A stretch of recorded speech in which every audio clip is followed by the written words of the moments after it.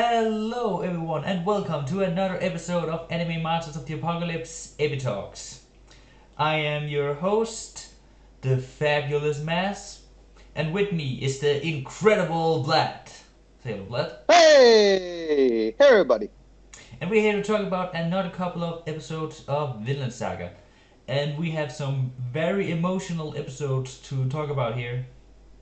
Mm-hmm. So be honest, Vlad, did you cry in 10 minutes or only 5 minutes?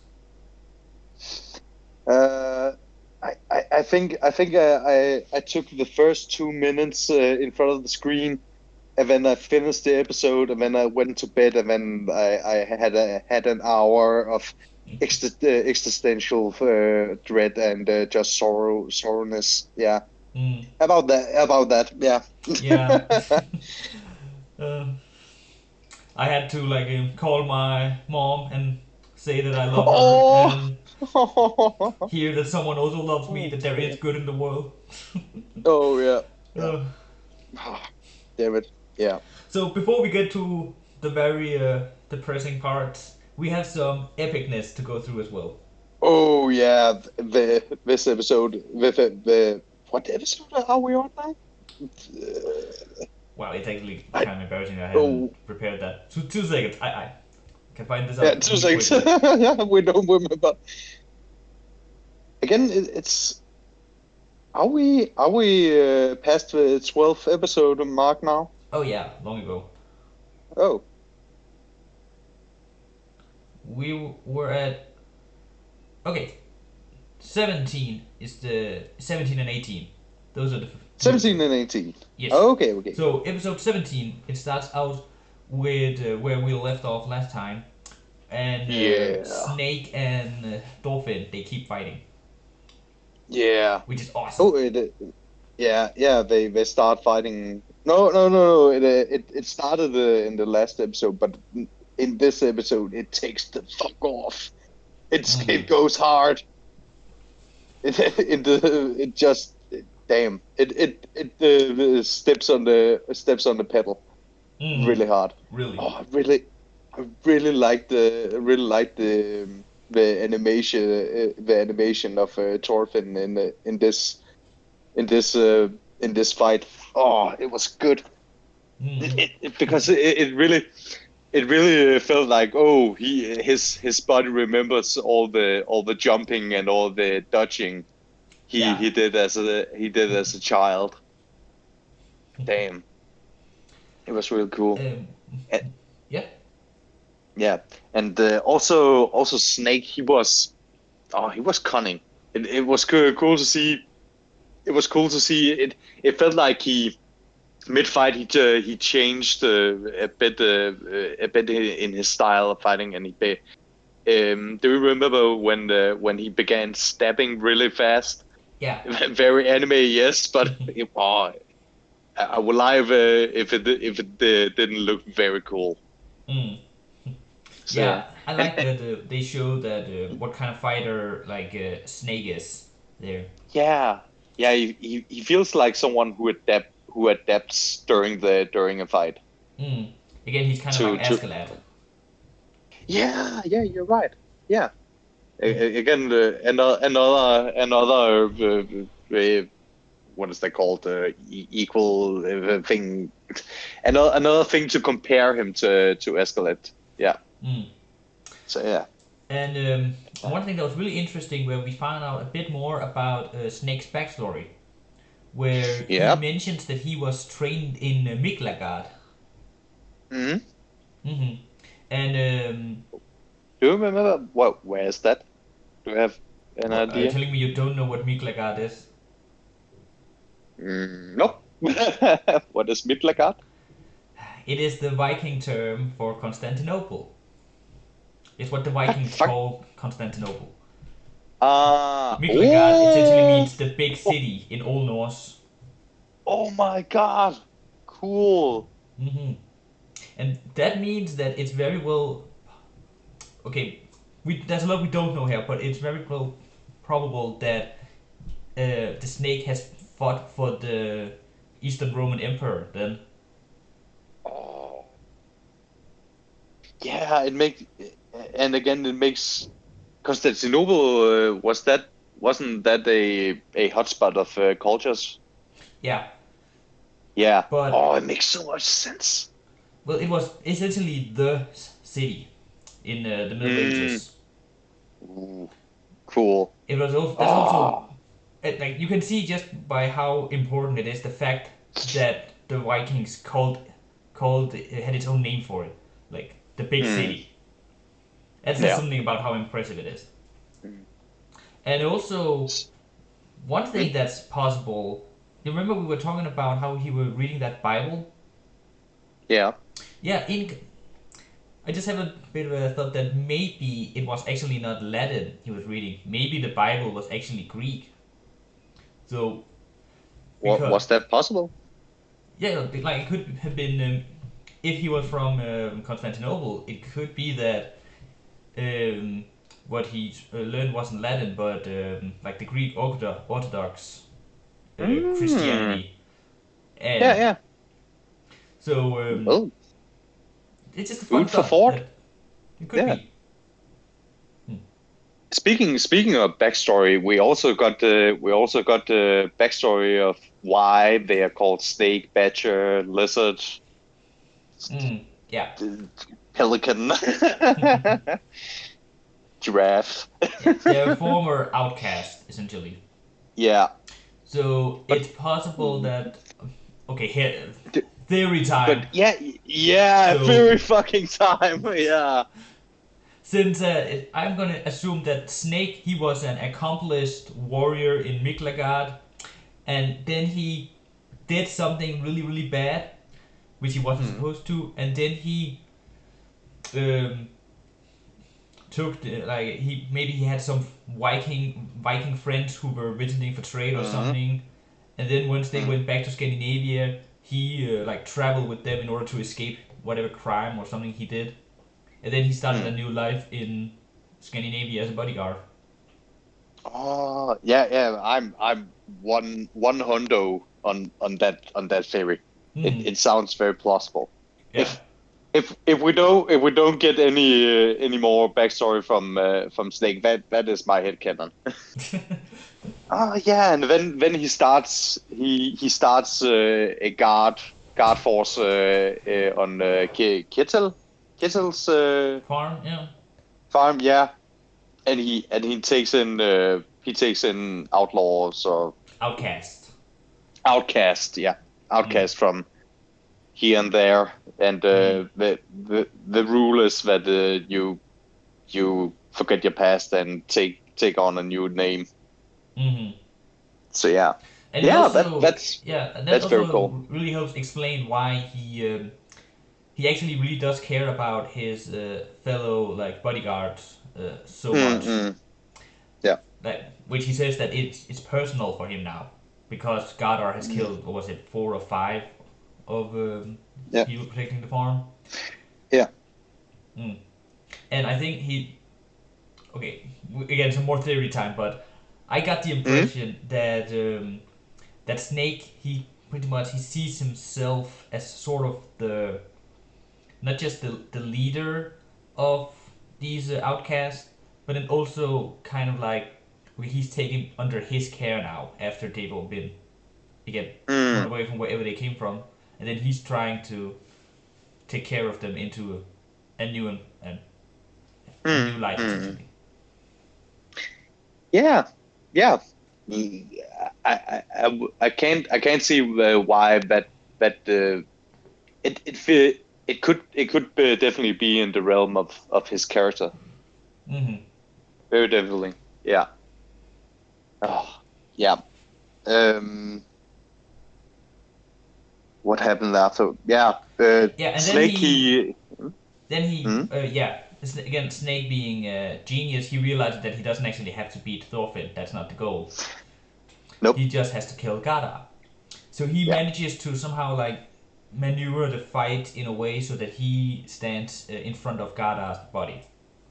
Yeah. And When I then, saw that, I gasped. I just thought, how did that happen? But yeah, he has good footwork. mhm. And then he stabs Gada. Mm. And Yep. That didn't work.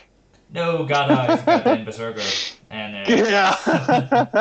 and then he just It's, Gada wakes up, screams or whatever, mm. and then he starts choking the heck out of Oh yeah. Snake Yeah.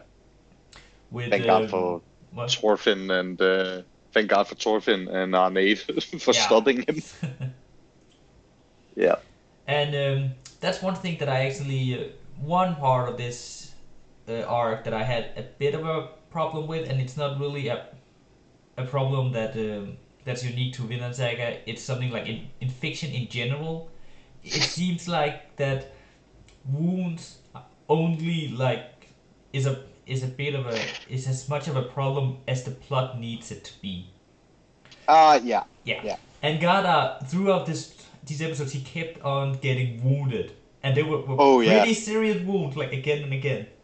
But Yeah. the He dude he kept has. on not dying and still being able to do stuff, Mm, and it it just kind of bothered me a yeah. little bit. But It became unbelievable.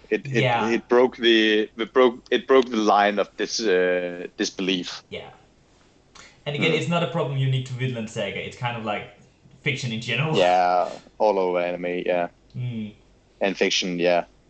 Particularly in particular games. But then again, if you're the main character, the game can't stop if you die. There Mm. needs to be a way to reset. But yeah, I don't know. I don't know if it Hmm. bothered you, but I just couldn't help but just think it whilst watching the show. Mm, yeah, yeah. They could definitely have spared him one big wound.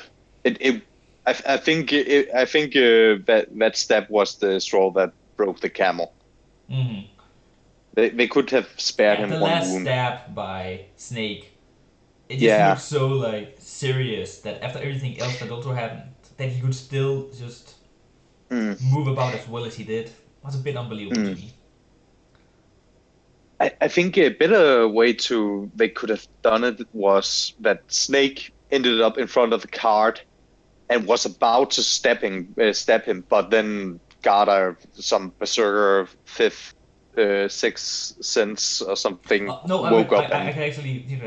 He's about to stab Gada, but then Arnade yells out something like "No" or "Gada" or "Stop" or something, and that wakes oh Gada up, and yeah, then he attacks Nick, and he's like, yeah, "Who is it? Who is hurting my Arnade yeah, or something?" yeah. That's how they should have done it. Yeah.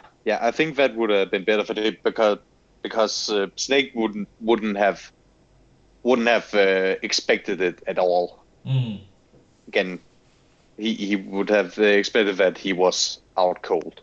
yeah, So I think that would have been a better way to handle it. But again, it's not because the episode was bad because of it. no, no, It it's just just a minor issue that I minor. had with it. Yeah, It yeah, didn't yeah, make the episode any less bad. It's just I yeah, it's a minor thing. Yeah. yeah. Ah, and then if I don't remember wrong, then we come to the emotional soup, Oh the yeah, tear soup. where everyone Oh, is looking at Gardner and they know he's dying. They say yeah, that out loud in their thoughts that yeah, he's dying. But then yeah. Arnade and Gardar they kind of like in a way like to give Gardar peace and let him die in peace. They act Mm, like everything is alright and then they kind of ride yeah, towards the sunset or whatever. yeah. And then Oh, we get this emotional roller coaster where we see like Gardar and we see from his what? perspective where we see their son who is Mm, mm, now grown up and like sitting on like a swing or something, mm, and this is of course all very much symbolic. I took it as mm, symbolic. mm. And then Yeah, Gardar he is also there, and then he walks over to his son, and then they're reunited, and they're happy, and Oh, of course yeah, it's all a metaphor for the fact that Gardar died, and now he's together with yeah, his yeah. Oh also man, dead son in the yeah. afterlife. I shed a tear when our Nate said "Welcome home." It's just Mm. oh, oh. And I really, this the show yeah, pretty much telling you that their son is dead. mm, yeah, yeah. Yeah, Hard, very. so hard. Oh, yeah. He passed on, and then Mm. he met his son on the other side. And Oh, they the visuals on in that sequence was beautiful. I really liked the mm, underwater wipes they uh, they created. It's just oh god damn. Take a shot for Studio Napa. yes, Thank you for the visuals. took a shot. Yep. Look. Yeah, and they somehow managed to stretch that entire scene for like 10 minutes or something. Mm. And Yeah, it was the other half of the episode. Yeah. yeah, and what's pretty much incredible is that that scene in the manga was only like a few pages, Mm. and they took those like a few pages and just turned it into 10 minutes of emotional roller coaster. And Mm. one thing that's amazing about this, not just this episode, but this arc in general, this season, is the fact that okay, when I first like started this season, having read the manga, I was wondering how much content were they going to animate. Mm. And when you read this arc, when you read it in the manga, it actually goes by pretty fast. But Uh, the anime managed to stretch that arc to what's clearly 24 episodes. And I am amazed at the fact that not only did they manage to do that, they managed to do it in a way which didn't feel drawn out. mm. None Yeah, of yeah. this felt It drawn felt out. the length of it felt right. Hmm. It felt right, and go I didn't go to the next episode with a feeling that what happened with the time shouldn't Kjetil have been back there by now. It's yeah, it was the right amount of time and episodes Mm. for this arc. Yeah. Damn, it was a good one. It had it all. It had emotions. It had action. It has.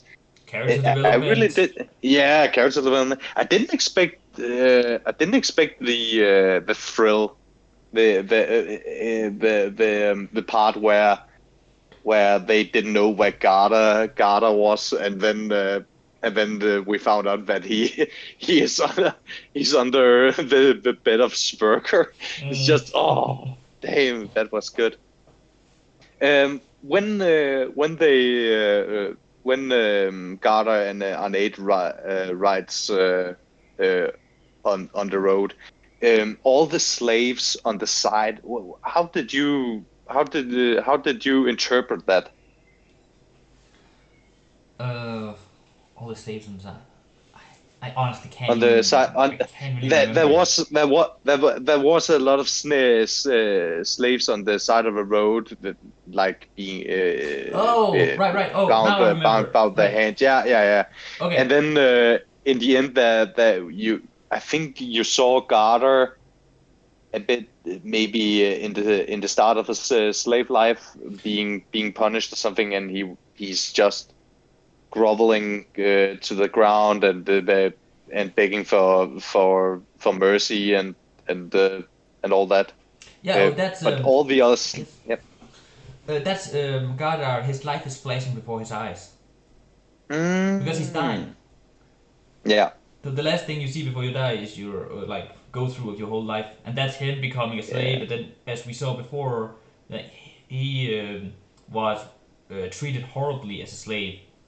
Mm, Like that guy we saw like whipping him or something. It's also the guy that Goddard killed in the first episode where we saw Goddard. Yeah, yeah, yeah. So it's Yeah, just Goddard's light flashing before his eyes. Yeah, yeah. It's it is the same as I interpreted that, and all the slaves on the side, they are him. Yeah. What? Yeah. It ended with Arnade crying on the wagon. Yeah, and the other we saw the other like body like guards. Yeah. Like, on their horses Encircling her. Yeah. Yeah. Oh, damn. It's a really so impactful sad. way to end like with that kind of shot. Yeah. Yeah.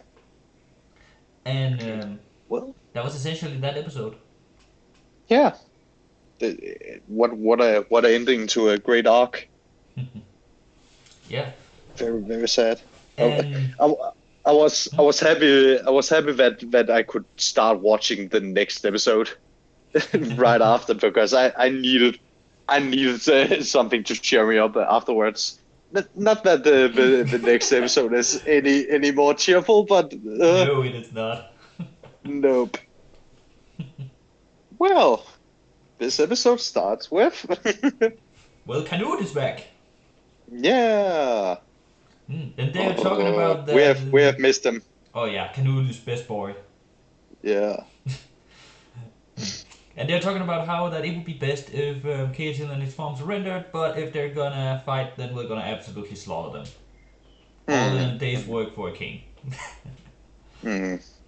Oh, and again the visual of his father. Just he didn't even say anything. He just laughed a bit in the shadows, just being there. Yeah. By the way, someone online brought up an interesting thing that I hadn't thought about.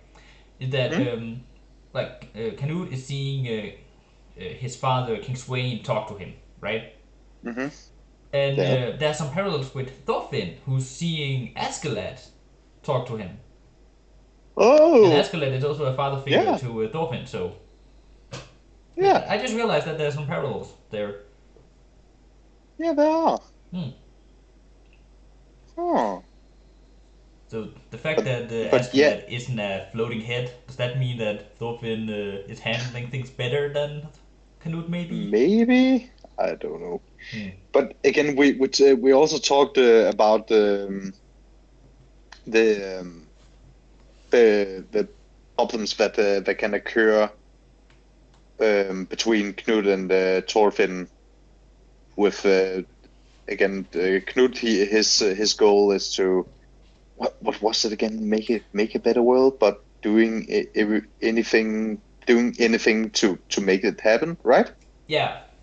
Like, that thing where he keeps on piling more corpses so he can make this paradise on Earth. Yeah. Where Thorfinn is trying to become a better person and trying to like make a better world by carrying the weight of all the corpses that he's already killed on his back. Oh yeah. While trying to climb up and make a better world. Yeah. So again, it's very fitting that we get more parallels between the Knut and the Thorfinn, and it's probably gonna escalate at some point. Yeah. Between those two. I mean, they're gonna confront each other at some point in this arc. At some point, yeah. Yeah. At some point. And then we go back to the farm where Ketil and his two sons and Leif have finally arrived. And we have this hilarious moment where Thorgild he throws his father, who's still in the barrel, over to those guys fishing or whatever they were, and then they have this bowling sound effect when they Oh, Starks Ketil. He's a broken fucking man. Oh yeah, he's a broken fucking man. He's so broken. Yeah, he comes out of that barrel, and this is all like the only thing he can say is like Arnade, because again, Arnade is his morality pet essentially. Yeah, and we're gonna get to that. Torkel is very excited for war. Oh yeah. Damn, That's he the only can't thing on his fucking mind. wait. Yeah, he He's like, he we're gonna wastes have a no war, time and it's to. gonna be awesome. Yeah, get your weapons. War is coming. And I love that scene where he's like, where he's apparently told the guards that they have to prepare the fence apparently, Yeah, like repair the fence, and then we see the fence, and it's just this like broken ass shoddy fence, yeah, yeah. and It, the it guards it's are looking barely a at that and like, fence. what the hell do they expect? Yeah, it's barely a fence. Is some planks of wood stepped into the earth at Mm, at some points. yeah, Yeah, it doesn't even do the function of fence, no. let alone wall. And then they also Gadar have killed 5 of their men, so yeah, Yeah, it's yeah, bad. they are undermanned, under what is they called, fortified. Yeah. Yeah, it's not the best. They don't have the best odds at this No. point. They don't have the resources or manpower Yeah, to really fight a war. no, no. Hmm. Yeah. And So life is also with him. yeah, and he wants to meet Thorfinn. He wants to see if it's actually the Thorfinn that he's looking for. Yeah, yeah. I really like how the fake Thorfinn, how he's very he's Supportive. yeah, he's very supportive Hmm. again. I mean, it makes sense. I mean, Life Yeah, is his not only his adoptive father, but also the guy who saved him from a life of slavery. yeah, yeah. So I would assume that But he would be very supportive of life in general. yeah, but again, look at it at this point. Again, if life is gonna get the real Thorfinn back, he's probably not gonna get much attention from life anymore. I disagree with you on that because Again, he adopted him. It's his adopted son. yeah, yeah, you're right. So Again, yeah, yeah. Life would probably still take good care of him. yeah. So Um, yeah, and one thing I really like, we have Peter, who's back, the former slave, yeah, yeah, yeah, and yeah, he talks to Life, and he, because he's a nice guy who cares about his friends, that he tries to convince Life if he can't also get Einar and Arnade yeah, with, and he knows, and he tells Life directly that getting Arnade might be difficult, and that's yeah. without him knowing what the hell has happened. Uh-huh. Uh-huh. Mm. And So yeah, then we they what? did life. I'm just trying to piece together what happened when. Did we go to the guard's house and then life needs to go back to Kjetil to say that, I need to see if it's the real Torkel, or do we go directly to Kjetil No, afterwards? I'm thinking we'll just take it one at a time. Now we're talking about Life. So what Life does, he Thorfinn and Einar are both like in prison at the guardhouse, Yeah. and then Life gets to the guardhouse. He tells Snake, who's there, that Thorfinn has been promised to him now. But Mm-hmm. Snake haven't heard anything about that, and he can't allow Life to see Thorfinn before he has heard anything from his superiors. So Life says, Mm-hmm. "Fine, then let's find your superior." So they go out to find Ketil. Mm-hmm. In Yeah. the meanwhile, And Ketil has been looking for Anade, oh yeah. where he Oh ends yeah. up stumbling across his wife, Mm-hmm. where his wife tells him that Anade tried to escape, and that her former husband came around and she tried to escape. That's what Yeah. Ketil's wife tells Oh him. yeah. That interaction, or that sequence where again, Napa has a great a way to draw hands and to animate hands. The Mm. the whole. that sequence where we're just looking at his hands, and again everything is. He says that everything is slipping through his fingers. It's just powerful stuff. Mm.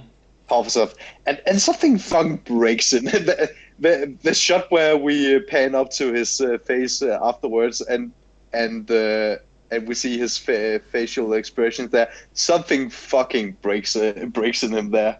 Yeah. Yeah, he lost some screws there. Again, because to Ketil, Arnade was essentially the only light in his world.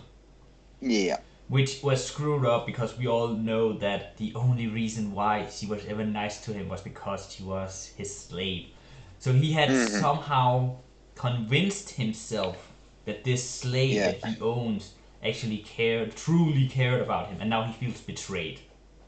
Yeah. Yeah. So it's kind of messed up, but. Yeah, it is. But again, by the way, now I'm not saying this as a critique to Ketil's character. I think it's great for his character, but like in real life, that would be messed up. Oh yeah. And before that, Arnade, who is like also trapped in the barn. He's been like tied up and is in the barn. There's this one guard to guard her. Oh yeah. And then he says something like, "It's too bad that we don't get to punish you because you're the master." Yeah. He's just slave. nasty. And then if it was up to us, we would all gangbang, you know. Like, yeah. dude. Damn, it's fucking hell. It's so nasty, and then he fucking gropes her. It's just yeah. It's not pretty. Not pretty. And then fucking Ketil. Fucking hell. When I saw the stick, I assumed that he would just fucking pummel that guard into a pulp. Oh. He just told him to get out. Yeah. And then one thing that happened is that Ketil, can't remember exactly what he says, but he accuses her of trying to run away, essentially. And then Arnade doesn't respond, and then Ketil, she almost responds. No, she doesn't say anything. Doesn't she? No. I thought that she was almost about to say something. Well, she didn't give any indication that she was like she might have, but maybe. But essentially, like, after she doesn't say anything, then he hits her with the club. He knocked the air out of her. Yeah, and one thing I want to talk about, like, my interpretation of why Arnade didn't initially respond when Ketil accused her of trying to run away, is that she doesn't really have any excuse for why she did what she did. So she doesn't really tries to come up with one. She probably didn't expect that. She never expected Ketil would act as violent as he did. Nah, no. So that's why she essentially, I think she had resolved herself to take whatever punishment she would get and then try to move on. She didn't expect that it would turn that violent. Yeah. Like, as we also saw with the other characters, also expected that she would just get, as they said, a slap on the wrist. Yeah. And she probably expected also something similar. That's why she doesn't initially say anything. Yeah. But of course, after he starts hammering her with that stick, and it is the way they made it. Okay, when it comes to violence in fiction, there are essentially two ways that you can make it. One is that when we as the viewer look at it, we're thinking, "Oh yeah, that's so cool," or "That's so fun." Yeah, like Torkill again. Yeah, killing people. That's where we're going. It looked fucking cool. But this. Then there's the second way you can do it, where we as the viewer go, "Oh, that looks so painful." Yeah. Yeah, and that is how they did it. Just Yeah, this was horrifying. Yeah, and then Arnade screams out in pain, and it Yeah. it just feels like it hurt. Yeah. And then she has to like Uh, she tries to in panic like tell him that she's pregnant, yeah. and then Kate will ask whose child is it, and Yeah. and Arne is about to like you can see it in her face that she's about to panic there, Yeah. and she says that oh it's yours, but please believe me I, and all I that. really I really thought Oh, that Kjetil would stop there, but no. no, I think he actually starts hammering her harder Yeah. Yeah. because like then he Yeah. accuses her of sleeping with other men, Yeah. And yeah. and He, and again we have this thing with Ketil. He keeps on. He has this idea that Arnade has betrayed him, yeah. even though again she was your slave, dude. Yeah. Yeah. And of course, he has It. somehow convinced himself that Arnade actually cared about him. Yeah. Yeah. So, It's messed up. mhm. Great writing though. Yeah. Uh, uh, when I saw his face, um, uh, at that point and later on, I thought the what was it called again? The what was his fighter name or You mean something? Iron His Fist Ketil? Yeah, the Iron Fist. Yeah, Mm. I thought maybe there's something to it actually. Maybe again, maybe reality is not that far from fiction. So yeah, especially later on, where the last scene where we get, I think that. Mm. But yeah, life arrives Yeah, and first that while sees the horror. before Hmm? that while Ketil keeps on hammering with the stick, then Snake actually like grabs the stick Oh and yeah, stops him. And where I yeah. love this with Snake's character, where he says to Ketil that this is your slave, it's your property, so you have the right to kill her if you want. But is it what you Mm, want? So essentially, mm, I like really this part about Snake's character because he's still, you know, uh, like he's acting like a good guy here because he's stopping Ketil from killing Anate essentially, but he's mm, still like a believable character in this setting because he's not acting overly good. He's essentially acting mm. like logically here, Yeah, and he yeah. would have allowed Ketil to kill Arnade if Mm, Ketil wanted to. yeah. It, he makes it look like that he doesn't have any. It's not out of empathy that he stops Kitzel. Mm-hmm. Um, yeah, he makes it look like that. Yeah, He makes it look like this is a business decision. essentially, yeah. Yeah. Hmm. And then Life, who is absolutely horrified by what he has seen, tries to say to Ketil, "Well, if you don't want that slave, I could buy her for you." And um, Yeah. and Oh, Ketil is yeah. like, "Who says I doesn't want her? She's my property. She will always be mine. I will never let go of her." Yeah. Oh, damn, it's scary. Yeah. It. Well, and Pater tries to like help Anate, who is fucked up beyond belief at that point. Yeah. And then both they get her to like a bed, and then both Thorfinn and Einar look at what happened, and they're like again in shock, can't believe what they see. Yeah. Mm. And it's really hard. I'm a bit annoyed that we didn't see life reuniting with Torkil. Thorfinn. Thorfinn, sorry. Yeah, Thorfinn. Uh, yeah, I can understand But that, it it but it's if they had a like a warm reunion, it would have taken away the like yeah, focus away from all the bad stuff that were happening.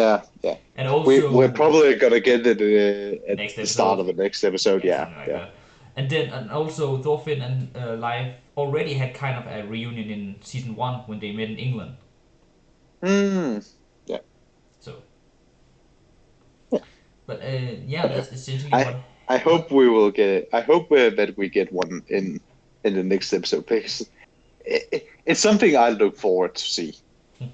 seeing Leif and Thorfinn finally have a decent conversation.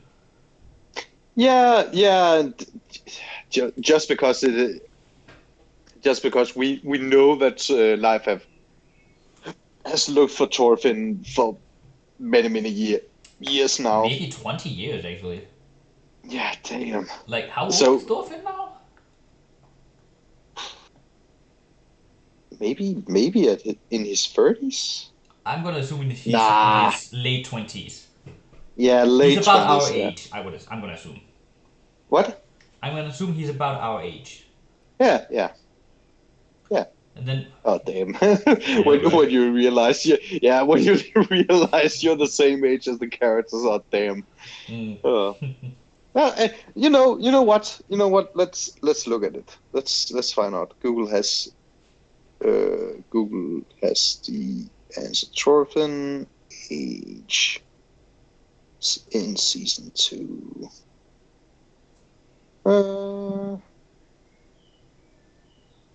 Hmm. According to Netflix Life, he's 19. Oh, that's in the start of season 2. And how many years? 3 years or something? 5? Oh, he's 22 by, according to this, he's 22 by the time the farmland arc concludes. He should be 22 now. Whoa! He's actually. He's younger than Damn! us. How many years? How old was he when he went on raiding with knives? He was 6 when he went with Fucking Aslan. 6! Fucking 6! So that's Jumping around with knives. well, that's what he eventually Watch out for jumping around. fucking men in the guardsmen on the England side. Watch out for the kid with the knife. Just kid, don't worry him. Don't worry it. God damn it. Oh, yeah, it's still anime. That it is. Yeah. But yeah, I'm looking forward to see Life and Thorfinn reunite again. Hmm. And then, yeah, I'm looking forward to the war between King Canute and Ketil. Oh, you're not the only one. Thorkill looks forward to. Who will come out on top? Yeah, he just